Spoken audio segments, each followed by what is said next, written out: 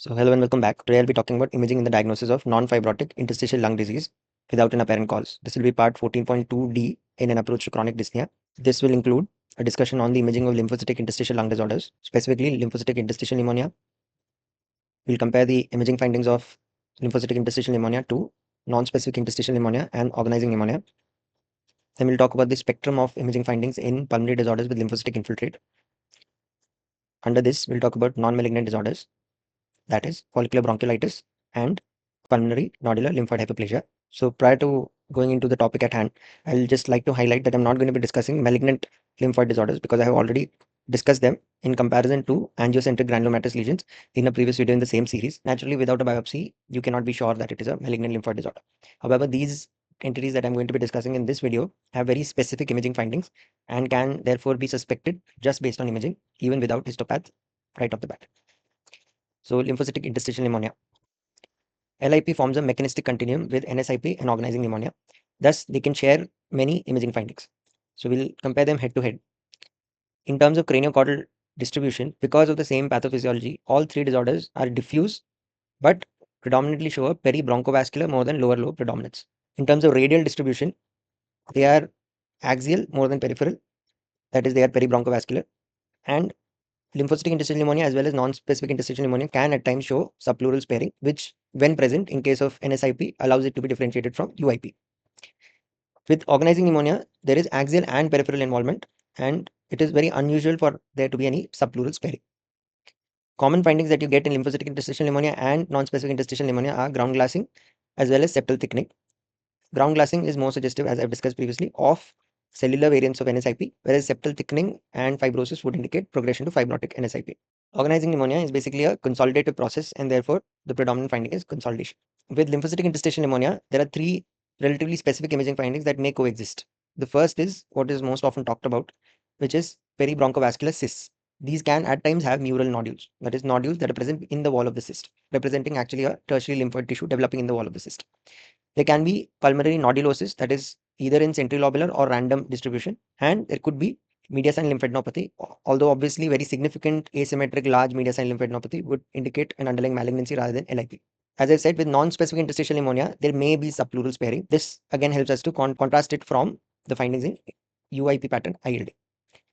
And with organizing pneumonia, we can get an interesting combination of a area of ground glass opacity surrounded by a consolidation, which has been termed the atoll sign, as I've discussed previously. There are some rare findings such as microcystic honeycombing, which although it indicates UIP more than LIP and NSIP, can also occur in LIP and NSIP. Organizing pneumonia does not develop microcystic honeycombing. In that situation, one must consider overlap with either NSIP or LIP. As I've just discussed, these are the imaging findings that characterize LIP. So let's see what this appears like when you do a CT scan.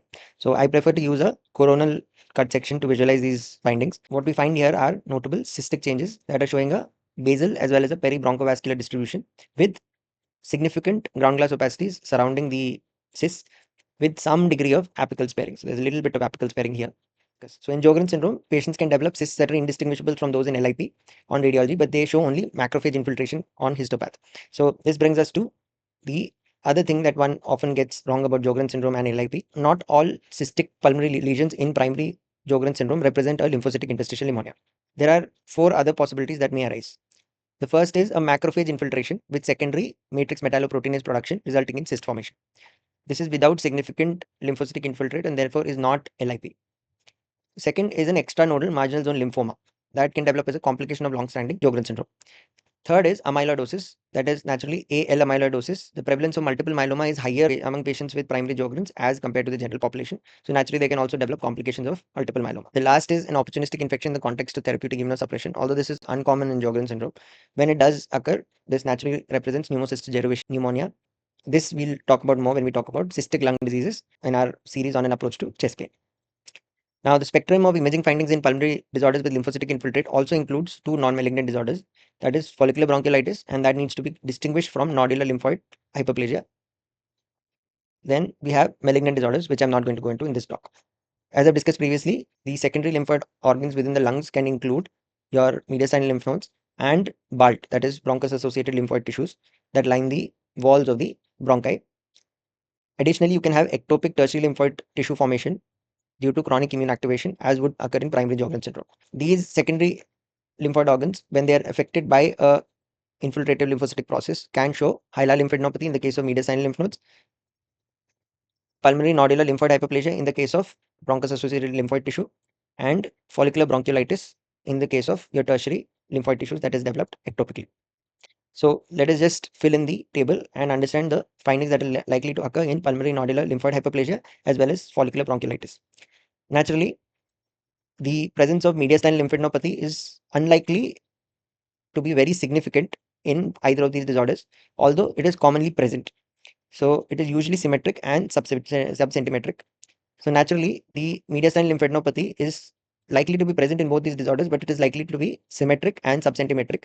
Any large and or asymmetric lymphadenopathy strongly raises the possibility of a malignancy or a lymphoma. With pulmonary nodular lymphoid hyperplasia, we expect enlargement of BALT. So we have peribronchial nodulosis, which is uncommon in follicular bronchiolitis. With follicular bronchiolitis, we expect the formation of tertiary lymphoid tissue around terminal bronchioles. So that is likely to occur in follicular bronchiolitis, causing central lobular nodulosis. But this nodulosis is typically a ground glass nodulosis and is less than 3 millimeters in diameter and naturally shows a low lobe predominance. This would be uncommon by definition in case of pulmonary nodular lymphoid hyperplasia. Progression of tertiary lymphoid tissue to mucosa associated lymphoid tissue associated maltoma or low grade maltoma would result in perilymphatic nodulosis. This typically surrounds the parenchymal nodules that are between 3 millimeters and 2 millimeters in patients with pulmonary nodular lymphoid hyperplasia, and this is a very common, almost universal finding. Follicular bronchiolitis typically does not have this. This is why a pulmonary nodular lymphoid hyperplasia is considered a early pre-malignant lesion in these patients that is likely to progress to maltoma if not managed correctly. LIP like cyst formation is something that we see very commonly in lymphocytic interstitial pneumonia, but it is rare in both pulmonary nodular lymphoid hyperplasia as well as follicular bronchiolitis. However, random peribronchovascular or lower lobe cysts can occur and do not negate the diagnosis completely. So pulmonary nodular lymphoid hyperplasia is suggested by the presence of 1. Nodules in a peribronchial distribution, which may show air bronchogram. 2. Perilymphatic nodulosis. This would be called a lymphangitic spread. Follicular bronchiolitis is thus suggested by the presence of central lobular nodulosis with or without a tree in bud appearance, without the presence of the other two findings that suggest a pulmonary nodular lymphoid hyperplasia. In both conditions, two findings are very unusual and suggest an alternative diagnosis. Asymmetric and or large mediastinal lymphadenopathy suggests malignancy or lymphoma, whereas cysts naturally are more suggestive of lymphocytic interstitial pneumonia. This is why there is a misunderstanding of this process which results in LIP being associated with cyst formation so strongly. Yes, it is very strongly associated, but cysts are not universal in LIP, and all cysts that you see in Sjogren syndrome are not LIP. So with pulmonary nodular lymphoid hyperplasia, we find two things. The first is, as I've shown in green, a nodule in a peribronchial distribution, although in this particular case the nodule is not exactly peribronchial, with a air bronchogram. Additionally, we find that there are these streaks extending from these nodules, and these they are studded by small nodules themselves, which is a lymphangitic spread. So these are perilymphatic nodulosis.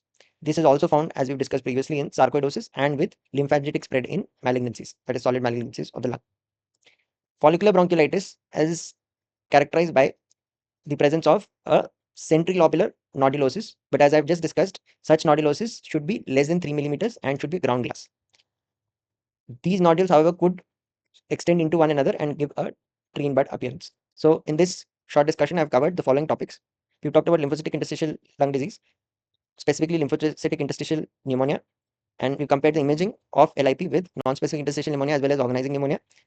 I've talked about the spectrum of imaging findings in pulmonary disorders with lymphocytic infiltrate. Particularly, I've talked about non-malignant disorders, that is follicular bronchiolitis as well as pulmonary nodular lymphoid hyperplasia. I have not covered malignant disorders because they tend to show the findings of asymmetric large mediastinal lymphadenopathy and angiocentricity. I've covered angiocentricity in contradistinction to granulomatosis with polyangiitis in a previous video in the same series. So please have a look at that if there is any confusion. So thank you, and I'll see you in the next video.